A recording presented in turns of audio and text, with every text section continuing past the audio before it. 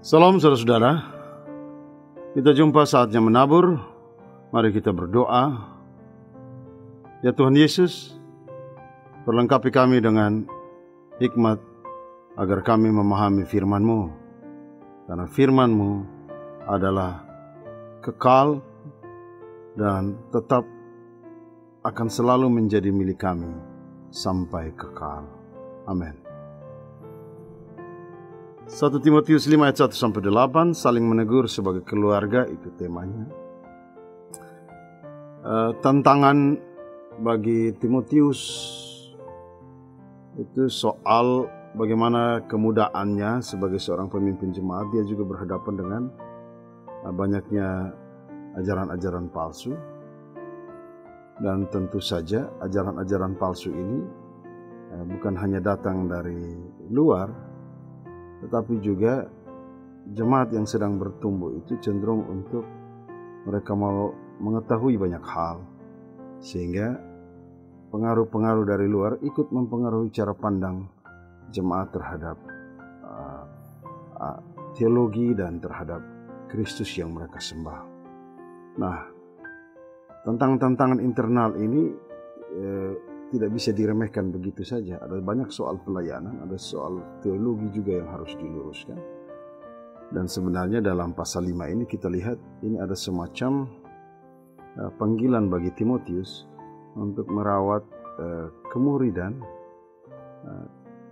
di dalam gereja, sebagaimana merawat satu keberadaan sebagai keluarga.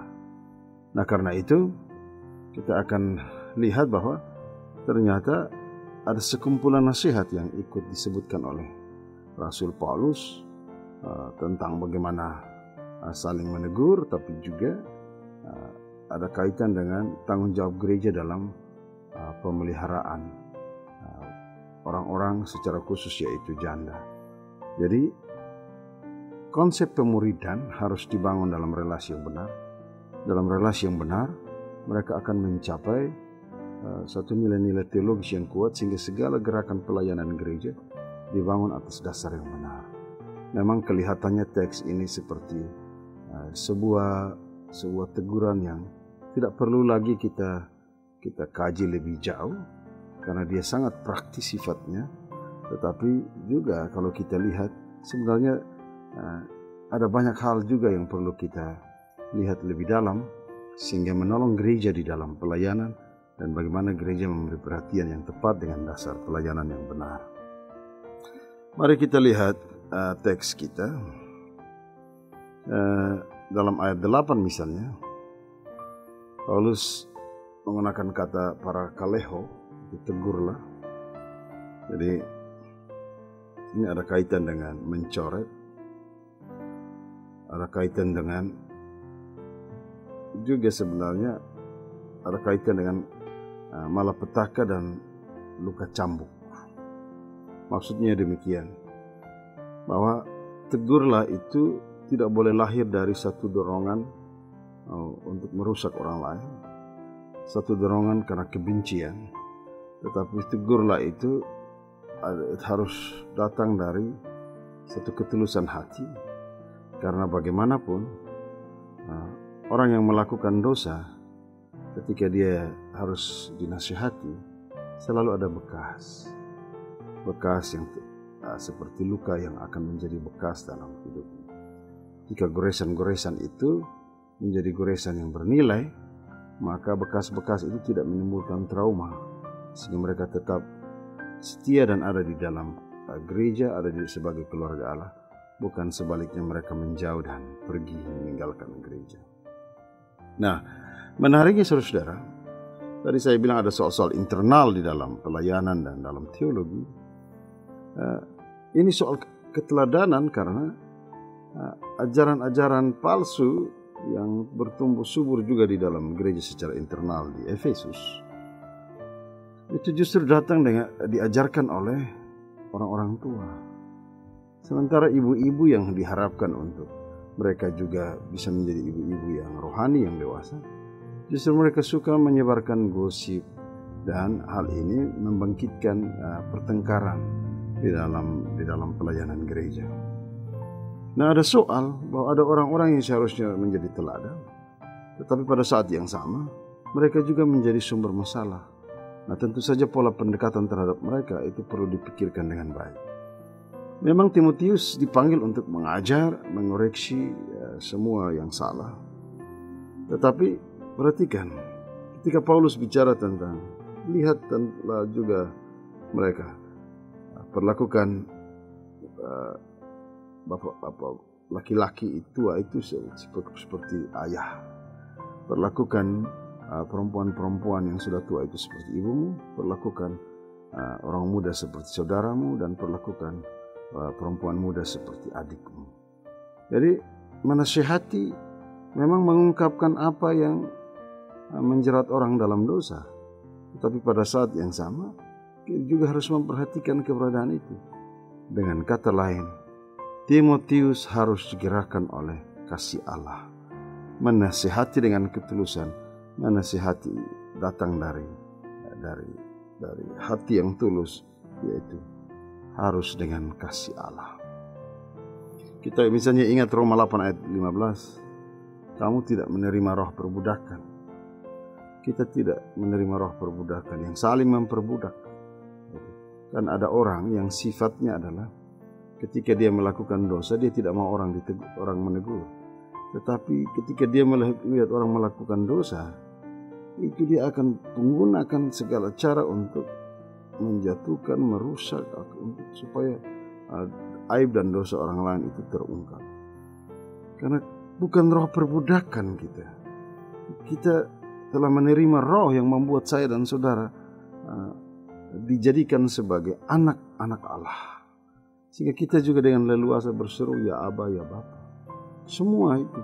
Jadi nasihat yang kita lakukan itu tidak menempatkan kita sebagai bos atau menempatkan kita sebagai orang yang paling benar, tapi nasihat yang kita bangun adalah nasihat kasih sejati dari Allah yang juga menolong orang lain melihat potensi dan kekuatan dirinya. Nah, ada relasi rohani yang harus dijaga karena begini saudara, keluarga Allah yang kita sebut sebagai gereja itu kan dimensinya bukan hanya dimensi keluarga yang sifatnya duniawi. Misalnya begini, ketika kita menikah lalu istri meninggal, status kita menjadi duda. Suami meninggal, status kita menjadi janda. Tapi kemudian kita juga punya kesempatan untuk menikah atau juga bisa mengambil orang lain sebagai suami atau istri kita. Dia bisa berubah karena kematian. Tetapi keluarga di dalam Allah, di dalam gereja itu ada dimensi kekalnya. Sebab bagaimanapun kita juga akan bergeser menjadi keluarga-keluarga kerajaan Allah. Nah, karena itu sikap rohani, kedewasaan rohani sangat penting. Jangan lakukan penghinaan terhadap orang yang melakukan kesalahan. Tapi sebaliknya, orang yang mendorong, menghimbau itu mereka dengan kasih sayang. Kata mendorong itu digunakan sama dalam 1 Timotius pasal 4 ayat 13 dan 1 Timotius 6 ayat 2 itu mendorong itu berarti membiasakan orang untuk bertumbuh di dalam kebenaran kitab suci. Itu maksudnya. Laki-laki yang lebih tua diperlakukan dengan kehormatan sebagai bapak, ayah. Ibu-ibu yang lebih tua, perempuan yang lebih tua dapat kehormatan sebagai ibu. Orang muda sebagai saudara, perempuan muda sebagai adik. Itu nasihat yang luar biasa. Jadi gini, maksudnya adalah begini. Ketika kita menasihati orang lain, pastikan bahwa engkau juga telah dewasa secara rohani. Karena menasihati orang lain, mendorong orang lain untuk hidup di dalam kehendak kitab suci, itu pertama-tama jangan menunggu kedewasaan orang lain. Inisiatif harus datang dari kita, harus datang dari Timotius, dan dari kita lah kedewasaan itu harus kuat. Sebab kita tidak akan berharap pertobatan terjadi ketika seseorang telah menjadi dewasa. dosa tidak bisa dibiarkan menjalar dan lama. Kita harus melakukan pencegahan dari sekarang, tapi kita bertindak sebagai orang-orang yang dewasa. Kedewasaan itu datang dari kita sendiri untuk menasihati orang lain. Mereka bertambah umur. Orang-orang tua ini ada dalam kehormatan. Orang-orang muda ini perlu diperlakukan secara berbeda. Tapi kedewasaan itu harus terpancar dalam diri kita. Nah, harus diakui saudara, meski tadi saya bilang bahwa gereja adalah keluarga Allah, memiliki dimensi kekekalan, yaitu dimensi sebagai keluarga kerajaan Allah. Tapi kan kita tahu bahwa kita ada di dalam gereja, dalam sebagai keluarga Allah yang tidak sempurna. Macam-macam lah. Ada orang yang datang dengan macam-macam pendapat, keinginan. Ada orang yang datang dengan berbagai pikiran. Ada orang yang datang dengan berbagai hal, semangat yang berbeda-beda. Tapi bagaimanapun juga harus ada perhatian khusus. Harus ada perhatian khusus. Di satu sisi kita mendengar mereka, tapi di sisi lain kita juga harus menjaga keberadaan kita sebagai gereja. Jadi perhatian khusus itu penting. Berbicara itu saudara sedang menempatkan keberadaan Allah di dalam diri. Menasihati itu berarti membuat orang sadar bahwa ini sesungguhnya inilah jalannya, yang benar ini. Bukan membuat orang bertanya-tanya, membenci, jengkel, kemudian dia tidak pernah kembali lagi. Nah, mudah-mudahan di dalam gereja kita terus saling menegur, kesalahan disampaikan, tapi kita juga punya kemauan untuk mendengar teguran. Perhatian yang lain yang disebutkan oleh Paulus adalah tentang para janda. Tadi Alkitab ditulis mereka yang benar-benar janda.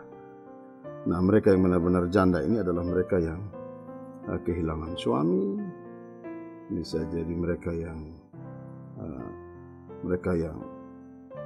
tidak punya siapa-siapa, tidak punya apa-apa, mereka yang hidupnya hanya bergantung pada pemeliharaan Allah. Nah, terhadap orang-orang seperti ini harus ada perhatian khusus. Kenapa? Karena perjanjian lama itu kan selalu omong 3 hal, panggilan sosial Israel misalnya, bagi anak yatim, para janda, dan orang asing. Di dalam Kisah Rasul pasal 6 ayat 1, alasan untuk mengangkat 7 semas itu kan ada kaitan dengan pengabaian terhadap pelayanan terhadap para janda. Itu salah satu alasannya diangkatlah 7 semas. Dan semenjak saat itu pelayanan gereja bagi para janda begitu kuat. Kita menyaksikan bahwa itu adalah bentuk perhatian yang khusus. Paulus meminta Timotius menasihati gereja bahwa tidak boleh ada perdebatan untuk mereka yang benar-benar janda. Bantuan pelayanan gereja tidak boleh dipersulit hanya untuk menolong orang-orang yang benar-benar membutuhkan. Nah, sementara pada saat yang sama ada 2 hal penting juga yang Paulus sampaikan, bahwa tugas untuk memelihara mereka yang benar-benar para janda itu bukan hanya tugas gereja semata. Anak-anak yang ketika ibumu janda, atau cucu yang ketika melihat omamu adalah janda, atau keluarga yang melihat saudaranya janda yang benar-benar janda, jangan abaikan mereka, jangan tinggalkan mereka. Itu tugas pemeliharaan kita semua. Mereka adalah kaum lemah yang benar-benar harus diperhatikan. Kita tidak tahu apa keberadaan mereka, tapi biasanya ini soal harapan mereka, bagaimana rumah mereka. Mungkin mereka tidur sambil harus melihat bintang karena atap rumah mereka rusak, atau mereka tidur dengan tidak tenang karena mereka tidak makan. Itu gereja harus benar-benar melihat hidup mereka setiap hari. Keluarga, anak, cucu semua harus benar-benar melihat keberadaan mereka setiap hari. Tetapi juga ada catatan sebenarnya. ketika Paulus bilang beri perhatian bagi mereka yang benar-benar janda, maka Paulus juga memperingati kita, terutama bagi para janda yang punya kecenderungan untuk tidak bergantung pada Allah. Para janda yang hidup dalam kemewahan berlebihan, para janda yang menampilkan sosok dirinya itu tidak pada tempatnya. Paulus memperingati mereka supaya mereka harus berhati-hati dan bertobat. Sebab mereka harus mengingat status dan keberadaan mereka. Mereka harus mengingat diri mereka. Memang terhadap orang-orang yang taruhlah memiliki harapan, itu tidak disebutkan dengan kuat bahwa mereka harus dipelihara. Paulus hanya meminta agar mereka menjaga sikap mereka. Menjaga sikap mereka agar status sebagai janda itu tidak diremehkan. Karena penghormatan orang terhadap kita itu tergantung kita kan. Bagaimana kita menempatkan diri secara tepat. Kita tidak boleh menjadikan keadaan janda kita untuk sebagai kesempatan untuk merusak apa yang baik dalam kehidupan ini. Nah, saudara-saudara, kita juga harus ingat bahwa mengapa gereja-gereja di Yerusalem mereka bersaksi tentang sejak jemaat perdana bagaimana pentingnya merawat para janda. Sebab dalam kelompok keluarga kita itu ada orang-orang yang memang lemah. Coba kita bandingkan saja. Di dalam rumah kita itu ada anak-anak kita yang punya sakit yang berbeda. Mereka lemah. Ada keluarga-keluarga yang bergumul dengan anak-anak yang mereka cacat. Ada keluarga-keluarga yang bergumul dengan keberadaan anak-anak mereka yang penuh dengan kekurangan. Harus punya perhatian khusus terhadap mereka. Sebagaimana keluarga memperhatikan, gereja harusnya begitu. Sebab bukan orang lain yang harus menolong hidup mereka. Kitalah yang harus memelihara mereka. Kita, baik gereja, anak-anak, cucu, ataupun juga keluarga. Panggilan kita harus kuat menolong hidup mereka. Kita juga harus menolong mereka yang lemah, agar mereka yang tersesat kembali ke jalan yang benar. Tentu saja ini tidak mudah, karena saudara tahu bahwa relasi dan mengubah sesuatu itu tidak mudah. Kadang-kadang tantangan bagi gereja adalah walaupun sudah membangun dasar yang benar, tapi kita tidak terlalu legowo, tidak terlalu benar-benar membuka hati agar kita berani untuk mengeluarkan dana-dana kita untuk menolong orang-orang yang benar-benar membutuhkan. Perhatian dan tanggung jawab gereja tidak bisa dilepaskan di sini. Nah, karena itu saudara, kita mesti punya komitmen untuk menghormati keluarga kita. Gereja itu adalah komunitas pemuridan. Itu keluarga yang spesial dan unik. Keluarga yang spesial dan unik karena dalam komunitas pemuridan kita tidak hanya berjumpa dengan Allah. Dalam komunitas pemuridan kita juga akan keluar dan menjadi saksi Allah bagi kehidupan ini. Itu sesuatu yang tidak mudah. Nasihat-nasihat harus kita dengar. Yang tua berani membuka hati mendengar nasihat yang muda, dan yang menasihati harus bertumbuh secara rohani di dalam dirinya. Tidak bisa kita membiarkan gereja berjalan tanpa ada satu koreksi, tanpa ada satu evaluasi yang kuat. Kita adalah keluarga Allah. Bangun komitmen itu supaya kita tidak pernah kehilangan pelayanan-pelayanan yang harusnya kita lakukan sebagai gereja dan harusnya kita teruskan. Saudara, dalam kasih Tuhan itu tidak ada batasan. Dalam kasih Tuhan tidak ada batasan. Segala masukan, koreksi, teguran itu harus datang setiap saat. Di dalam kasih Tuhan kita harus dewasa. Hanya sayangnya di situ, saudara, kita ini adalah pengkoreksi hebat, tapi kita juga tidak mau untuk mendengar orang lain. Itu masalahnya di situ. Dan ada kecenderungan orang meributkan hal-hal yang tidak usah diributkan, hal-hal yang sebenarnya dengan sendirinya harus dilakukan, tetapi itu diributkan kembali. Padahal kita ini adalah komunitas pemuridan yang di dalamnya mau tidak mau kita harus saling menasihati sebagai keluarga, sebagai saudara. Nah, saudara-saudara, rancangan Allah bagi keluarga itu adalah supaya keluarga itu saling peduli. Allah tidak mau kita hanya bertumbuh secara natural. Gereja tidak boleh hanya bertumbuh secara natural.